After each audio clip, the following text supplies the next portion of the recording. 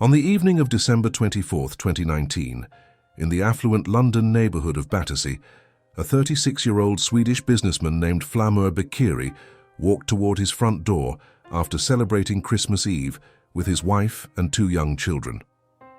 Within seconds, 8 to 10 gunshots shattered the festive quiet. Flamur collapsed on his doorstep as his wife screamed and shielded their toddler. The gunman, dressed in dark clothing and riding a bicycle, vanished into the night.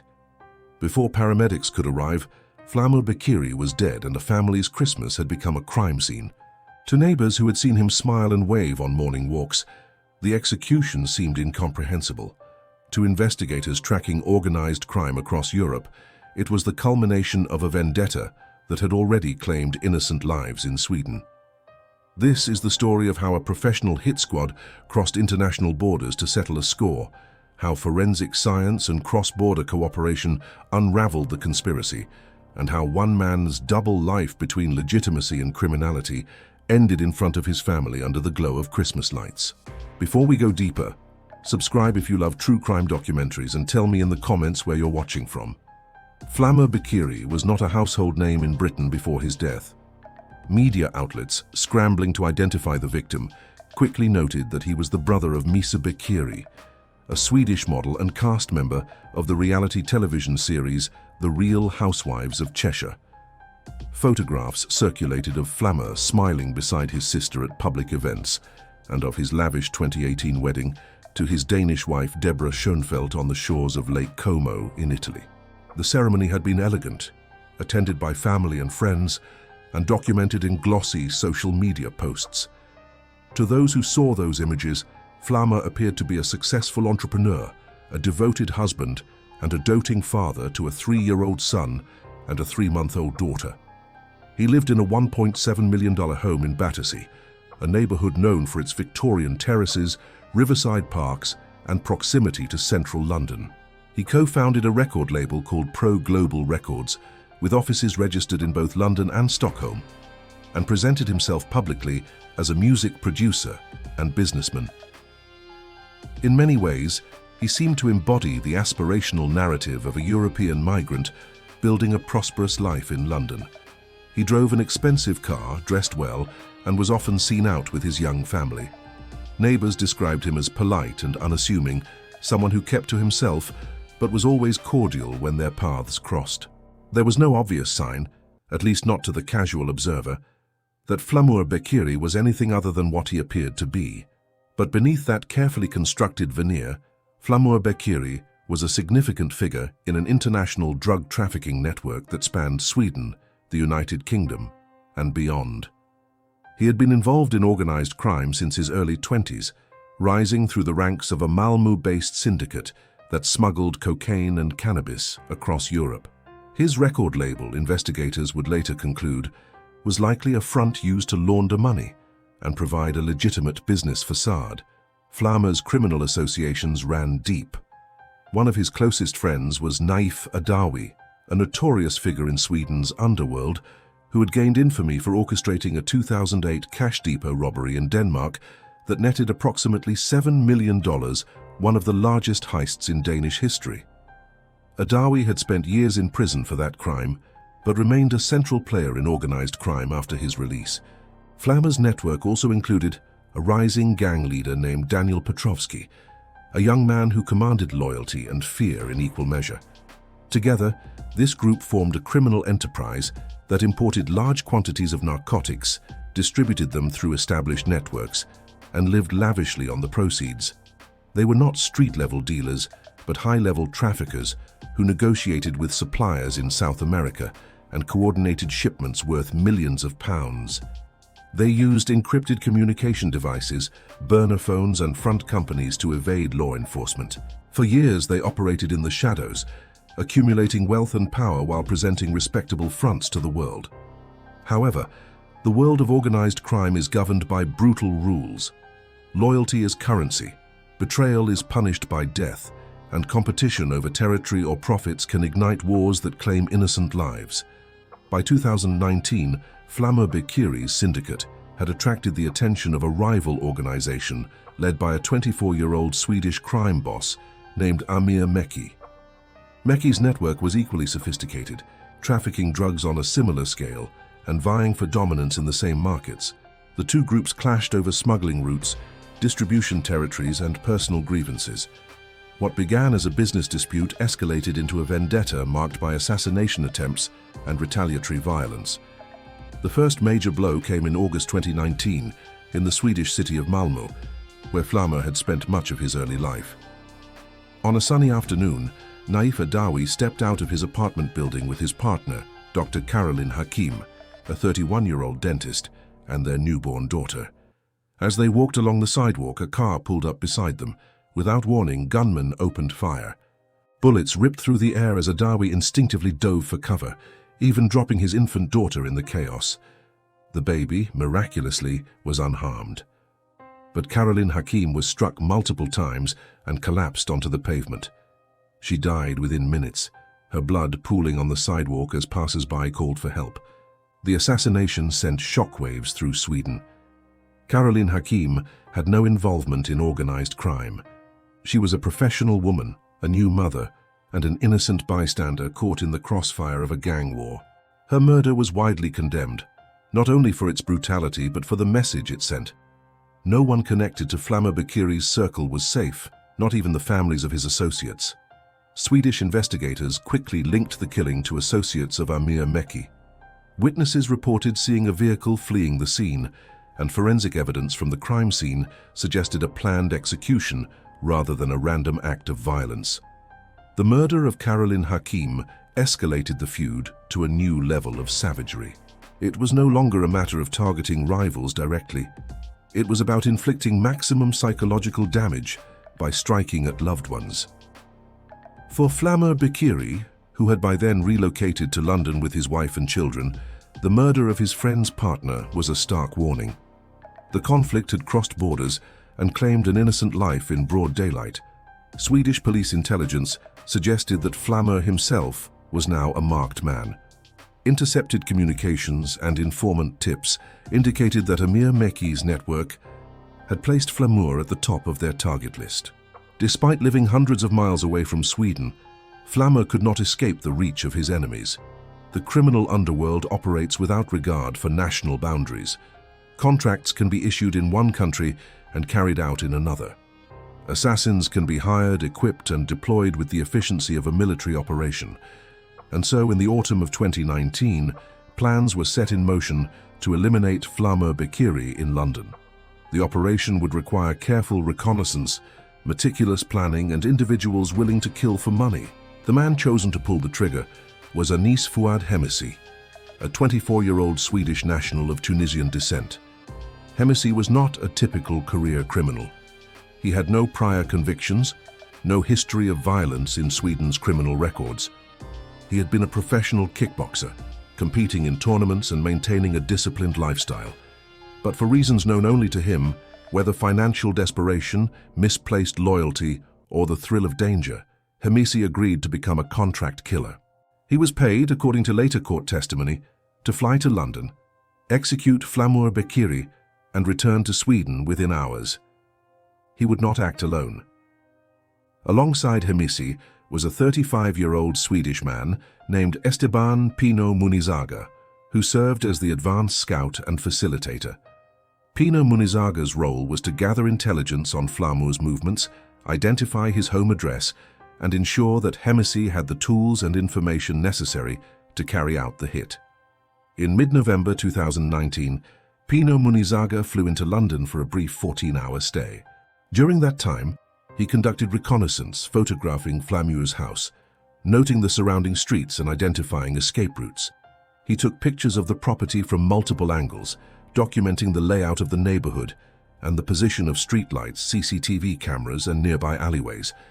These images were later found on his phone, along with messages exchanged with other members of the conspiracy.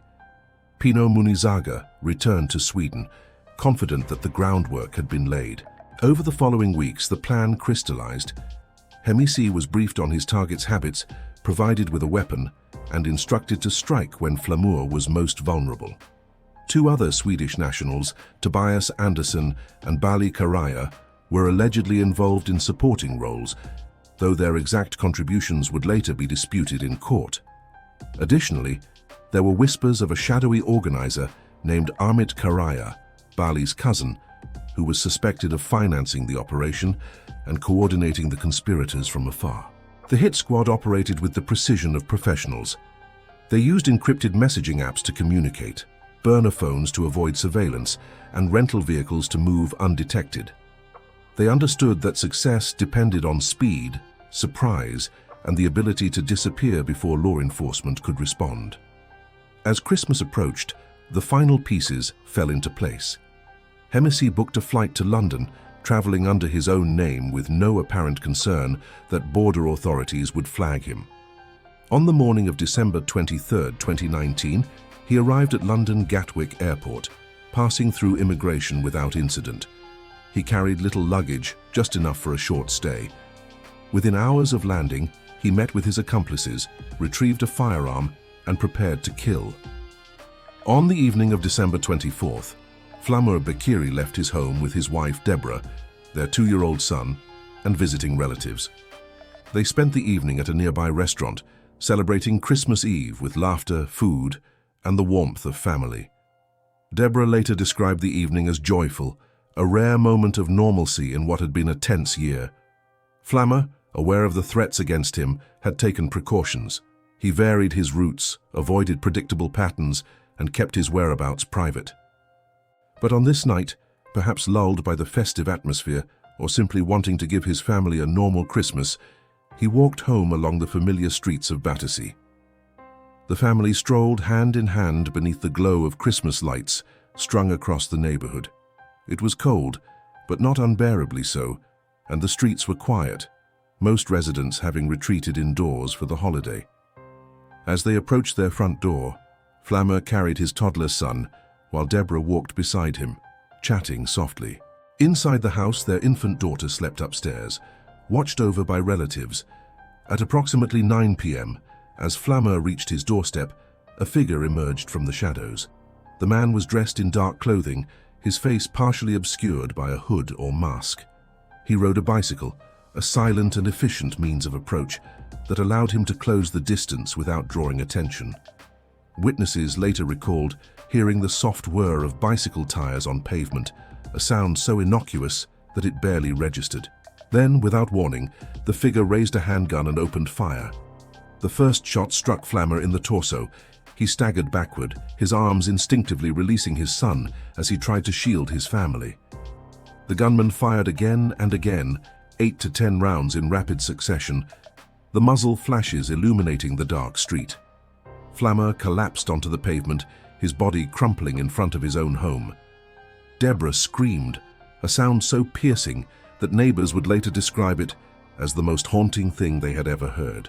She threw herself over her son, shielding the toddler with her body, terrified that the gunman would turn on them next.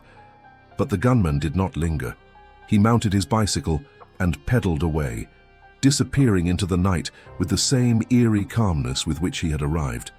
The entire attack lasted less than 30 seconds. Neighbors, startled by the gunfire, rushed into the street. One resident, a nurse, knelt beside Flamur and tried to apply pressure to his wounds, but it was immediately clear that his injuries were catastrophic. Blood pooled around his body, soaking into the pavement. Another neighbor called 999, their voice shaking as they described the scene to the emergency operator. Deborah, still clutching her son, sobbed uncontrollably, begging for someone to save her husband. Inside the house, relatives who had heard the commotion rushed to the front door, only to be confronted with a sight that would haunt them forever. Paramedics arrived within minutes, but there was nothing they could do. Flamur Beqiri was pronounced dead at the scene. The Christmas lights continued to twinkle overhead, their cheerful glow now a grotesque contrast to the violence that had just unfolded. Police cordoned off the street with yellow tape, and forensic teams began combing the area for evidence. Detectives from the Metropolitan Police's Specialist Crime Command, experienced in handling organized crime and gang-related violence, took charge of the investigation.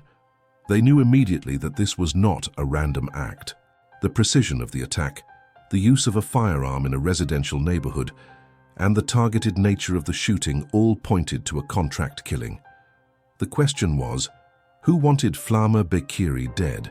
And how had the killers managed to execute such a brazen hit in one of London's quieter neighborhoods? The investigation began with the crime scene itself. Forensic officers meticulously documented the area, photographing the spent bullet casings scattered across the pavement, the bloodstains, and the position of Flamur's body. Ballistics experts later determined that the weapon used was a semi-automatic handgun, consistent with firearms commonly trafficked in European organized crime networks. The casings were sent to a laboratory for analysis, where technicians extracted DNA traces and searched for fingerprints, though the results would take weeks to process. Detectives canvassed the neighborhood, knocking on doors and interviewing residents who might have seen or heard anything unusual. Several witnesses reported seeing a man on a bicycle fleeing the scene moments after the shooting. Descriptions were vague: dark clothing, medium build, possibly wearing a hood, but they provided a starting point. More crucially, investigators began reviewing footage from CCTV cameras positioned throughout Battersea. This neighborhood, like much of London, is blanketed with surveillance cameras mounted on buildings, streetlights, and private properties. Over the following days, analysts pored over hundreds of hours of footage, tracing the movements of individuals and vehicles in the area on the night of December 24th. They identified a bicycle matching witness descriptions, captured on multiple cameras as it moved through the streets before and after the shooting. The rider appeared calm and deliberate, never rushing, never drawing attention. He cycled to a nearby location, dismounted, and disappeared from view. Further analysis revealed that the bicycle had been left behind, possibly discarded to avoid being caught with evidence. When officers located the abandoned bike, it was sent for forensic examination. Technicians swabbed the handlebars, seat, and frame for DNA, and found traces of biological material that would later prove critical to the case. Simultaneously, detectives focused on identifying Flamur Beqiri's enemies. His background in organized crime was not immediately known to the public, but police intelligence files painted a detailed picture. Flamur had been on the radar of Swedish and British authorities for years, suspected of involvement in large-scale drug trafficking, but never successfully prosecuted.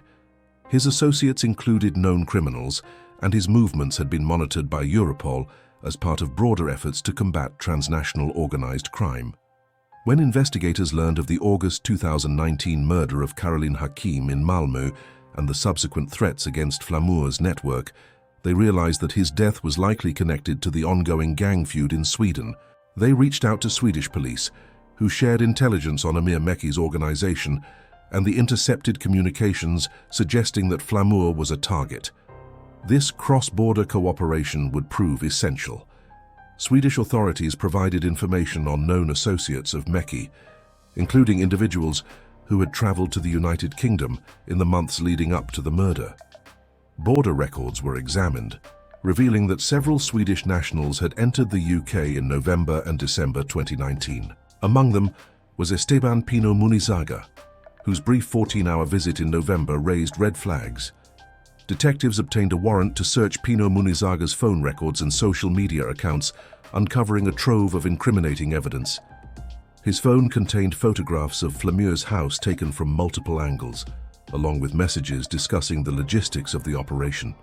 He had exchanged encrypted communications with other members of the conspiracy, including detailed discussions about Flamur's daily routines and the best time to strike. One particularly damning piece of evidence was a message sent shortly before the murder, in which Pino Munizaga informed another conspirator that everything was ready and that the target would be home on Christmas Eve. Analysts also traced the movements of Anis Fuad Hemisi, who had arrived in London on December 23rd. Flight manifests confirmed his travel, and CCTV footage from Gatwick Airport showed him passing through immigration. His phone records revealed that he had been in contact with Pino Munizaga and other members of the conspiracy in the days leading up to the murder. Crucially, cell tower data placed Hemisi in the vicinity of Flamur's home at the time of the shooting. His phone, which had been switched off during the attack, was turned back on shortly afterward, pinging off a tower near Gatwick Airport as he prepared to flee the country. The breakthrough came when forensic scientists matched DNA recovered from the abandoned bicycle to Anis Fuad Hemisi. The trace evidence, though small, was sufficient to establish his presence on the bike used in the attack. Additionally, DNA found on the handlebars matched samples obtained from Hemisse's previous interactions with Swedish authorities, who had his genetic profile on file from an unrelated matter. This forensic link was corroborated by CCTV footage showing a man matching Hemisse's physical description riding the bicycle through Battersea on the night of December 24th. The evidence was circumstantial but compelling. It placed Hemisse at the scene, linked him to the murder weapon's delivery vehicle, and tied him to the conspirators who had planned the operation. British authorities issued an international arrest warrant, and Europol coordinated with Swedish police to locate and apprehend the suspects. On January 28, 2020, just over a month after the murder, Anis Fouad Hemisse was arrested at his home in Sweden. Swedish police, acting on a European arrest warrant, stormed his residence in a pre-dawn raid. Hemisse did not resist. He was taken into custody and held in a Swedish prison while British authorities prepared extradition proceedings. In his apartment, investigators found burner phones, encrypted messaging devices, and evidence of recent travel. Esteban Pino Munizaga was arrested shortly thereafter, also in Sweden. His phone, seized during the arrest, contained the photographs of Flamur's house and the incriminating messages that had already been uncovered. Two other suspects, Tobias Andersson and Bali Karaya, were also detained, though the evidence against them was less conclusive. A fifth suspect, Amir Mekky, believed to be the mastermind who financed the operation, had fled and remained at large, likely hiding in a country without extradition treaties with the United Kingdom or Sweden. Meanwhile, investigators in London were piecing together how the murder weapon had been acquired and disposed of. Forensic analysis of the bullet casings suggested that the handgun was a semi-automatic pistol, possibly a Glock or similar model, commonly used in organized crime. Detectives theorized that the weapon had been smuggled into the United Kingdom specifically for this operation and was later destroyed or hidden to avoid detection. They also examined the role of two men, Clifford Rolox and Claude Castor, British nationals who were arrested in connection with the case. Rolox and Castor were not part of the Swedish conspiracy, but were allegedly recruited to assist in disposing of evidence after the murder. According to prosecutors, the two men were tasked with destroying the Audi rental car that had been used to transport Hemisse and the murder weapon. On December 27, 2019, just 3 days after the shooting, Rolox and Castor set fire to the vehicle in a secluded area of South London. The car was found burned and gutted, its interior reduced to charred metal and ash. Forensic teams managed to extract DNA samples from the wreckage, which matched both Hemisse and Pino Munizaga, further solidifying the case against them. Rolox and Castor were charged with perverting the course of justice, accused of deliberately destroying evidence to obstruct the investigation. Their arrests highlighted the extent of the conspiracy and the efforts made to cover up the crime. As the evidence mounted, British prosecutors prepared for trial. Extradition hearings were held in Sweden, where Hemisse and Pino Munizaga fought against being sent to the United Kingdom. They argued that they would not receive a fair trial in Britain and that the evidence against them was insufficient. Swedish courts rejected their appeals, ruling that the European arrest warrants were valid and that the evidence presented by British authorities met the threshold for extradition. In August 2020, Hemisse and Pino Munizaga were transferred to British custody and held in Belmarsh Prison, a high-security facility in southeast London, to await trial. The legal proceedings were delayed by the COVID-19 pandemic, which disrupted court schedules and created logistical challenges for gathering evidence and witnesses from multiple countries. Finally, in late 2021, the trial began at the Old Bailey, London's Central Criminal Court, one of the most historic and prestigious venues for major criminal trials in the United Kingdom. The prosecution, led by senior barristers from the Crown Prosecution Service, presented a meticulous case built on forensic evidence, witness testimony, and digital communications. They argued that Flamur Beqiri had been the target of a carefully orchestrated assassination carried out by a team of hired killers who had traveled from Sweden specifically to murder him. The prosecution outlined the roles of each defendant, Misse as the gunman, Pino Munizaga as the facilitator, and Rolox and Casta as the evidence destroyers. They presented CCTV footage showing Misse cycling through Battersea on the night of the murder, DNA evidence linking him to the bicycle, and phone records documenting his communications with the conspirators. Witnesses testified about the moments before and after the shooting, including neighbors who had rushed to help Flamur, and Deborah's harrowing account of watching her husband die in front of her. The prosecution also introduced evidence of the broader gang feud, explaining how Flamur's association with Daniel Petrovsky and Naif Adawi had made him a target for Amir Mekky's network. They argued that the murder of Karolin Hakim in Malmö had escalated the conflict, and that Flamur's assassination was an act of retaliation designed to send a message to his associates. The defense, representing Anis Fuad Hemisi, maintained that their client was innocent and that the evidence against him was circumstantial. They argued that the DNA found on the bicycle could have been transferred innocently, that the CCTV footage was inconclusive, and that there was no direct proof that Misse had been the shooter. They suggested that the prosecution's case relied too heavily on inference and that reasonable doubt remained. Esteban Pino Munizaga's defense took a different approach. His lawyers acknowledged that he had traveled to London and taken photographs of Flamur's house, but argued that he had not known the purpose of the reconnaissance and had not intended for anyone to be killed. They portrayed him as a minor player who had been manipulated or coerced into assisting the conspiracy without fully understanding its scope. Clifford Rolox and Claude Casta each argued that they had been unaware of the murder and had been asked to dispose of the car without knowing its connection to a crime. The trial lasted several weeks, with jurors hearing testimony from dozens of witnesses and examining hundreds of pieces of evidence. Forensic experts explained the DNA analysis, phone data, and ballistics findings in painstaking detail.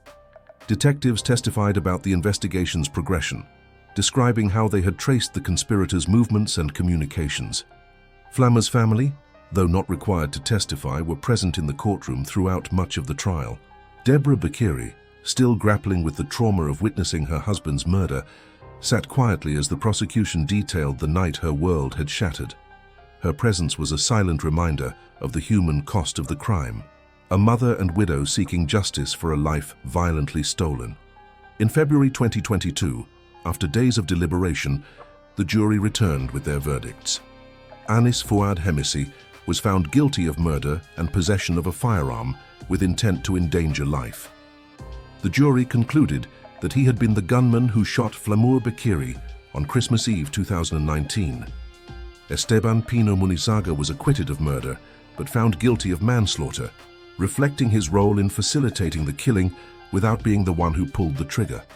Clifford Rolox and Claude Casta were convicted of perverting the course of justice for their role in destroying the rental car. Tobias Anderson and Bali Karaya were acquitted due to insufficient evidence linking them directly to the conspiracy. The jury accepted that while they may have had peripheral involvement, the prosecution had not proven their guilt beyond a reasonable doubt. Amir Mekky, the alleged mastermind, remained a fugitive, his whereabouts unknown. The sentencing hearing took place several weeks later. The presiding judge, Mrs. Justice Chima Grubb, addressed the courtroom with measured but firm words. She spoke of the stark duality of Flamur Beqiri's life, acknowledging that he had been involved in serious criminal activity, but emphasizing that no criminal conduct could justify the brutal manner of his death or the trauma inflicted on his family. Turning to Anis Fuad Hemisi, the judge described him as a gun for hire who had carried out an international hit with chilling professionalism. She noted the meticulous planning that had gone into the operation, the audacity of flying into a foreign country to commit murder, and the callousness of executing a man in front of his wife and child. She sentenced Hemisi to life imprisonment with a minimum term of 35 years before he could be considered for parole. Given that he was 24 years old at the time of his conviction, this meant he would be nearly 60 before he could even be considered for release, effectively ensuring that the prime years of his life would be spent behind bars. Esteban Pino Munizaga received a 15-year sentence for manslaughter. reflecting his significant but secondary role in the conspiracy. Clifford Rollox and Claude Castor were each sentenced to 3 years in prison for perverting the course of justice. The judge made clear that even those who play peripheral roles in covering up such heinous crimes must face serious consequences. For Flamur Beqiri's family, the verdicts brought a measure of closure but could not undo the suffering they had endured. Deborah Beqiri had been forced to relive the trauma of her husband's murder throughout the trial, sitting through graphic testimony and watching as the man who had killed Flamur stood in the dock. Their children, now growing up without a father, would carry the scars of that night for the rest of their lives.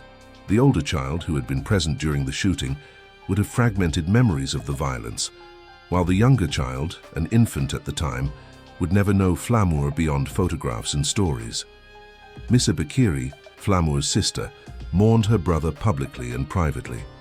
Her connection to reality television had brought additional media scrutiny to the case, turning a personal tragedy into a tabloid spectacle.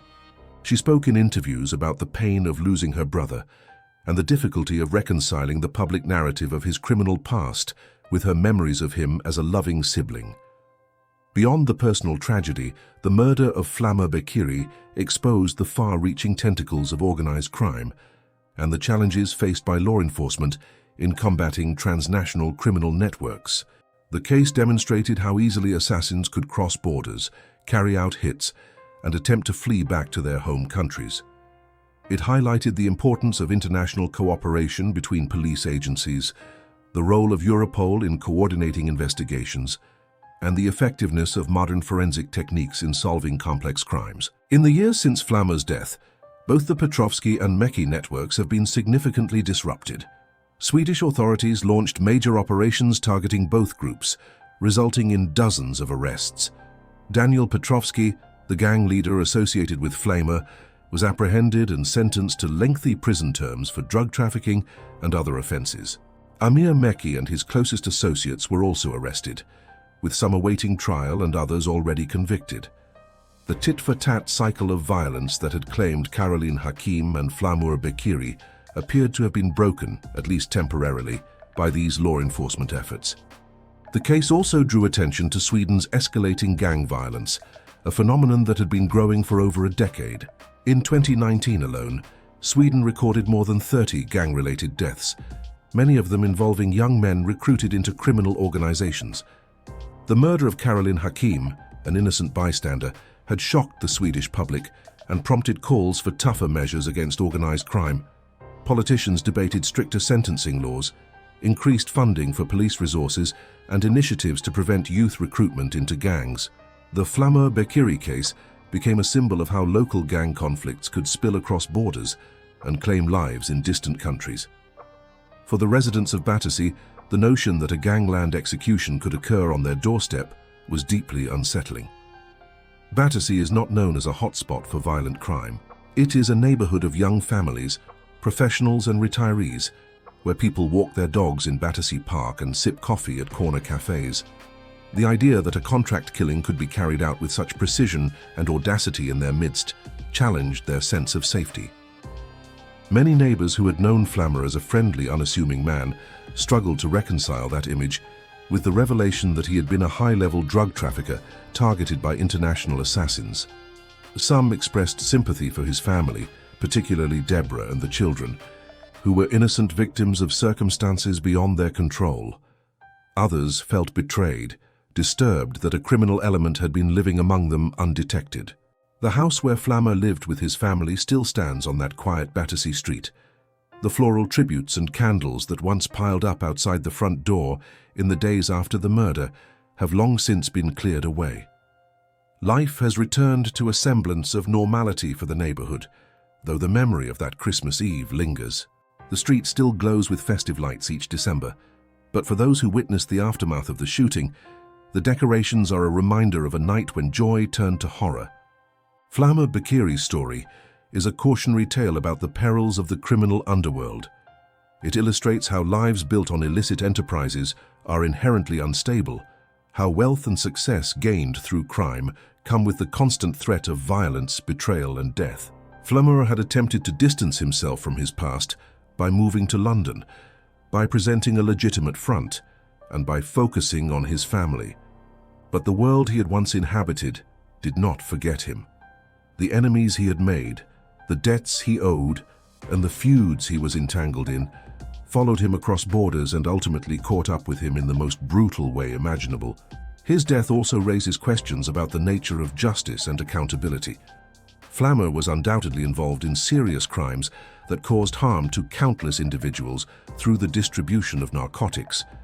Yet he was also a father, a husband, and a son.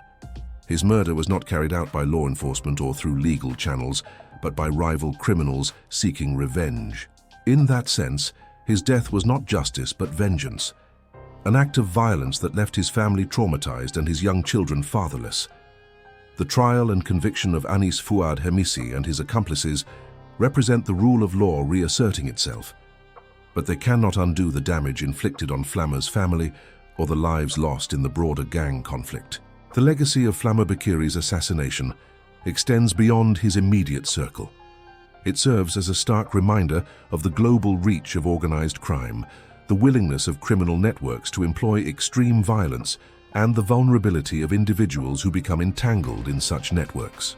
It also underscores the importance of international law enforcement cooperation, the power of forensic science, and the need for communities to remain vigilant against the infiltration of criminal elements. For Deborah Beqiri and her children, the future is marked by absence and loss. They must navigate life without Flamur, processing grief while grappling with the public revelation of his double life. For Misse Beqiri, the tragedy of losing her brother is compounded by the media scrutiny and the painful knowledge that his actions contributed to the circumstances of his death. For the investigators who worked tirelessly to solve the case, the successful prosecution of Hemisi and his accomplices represents a victory for justice, but it is a somber one, tinged with the awareness that such violence continues elsewhere. As this documentary concludes, we return to the image of a quiet London street on Christmas Eve, festive lights twinkling overhead, a family walking home, and then the sudden eruption of gunfire that shattered the peace. We are left with the echo of Deborah's scream, the sight of Flamur collapsing on his doorstep, and the cold reality that organized crime respects no boundaries, no holidays, and no innocence. The murder of Flamur Beqiri was not just an act of violence against one man, but an attack on the sanctity of family, the safety of a community, and the hope that one can ever truly escape the consequences of a life lived in the shadows. It is a reminder that the choices we make, the associations we keep, and the paths we walk can lead us to places from which there is no return.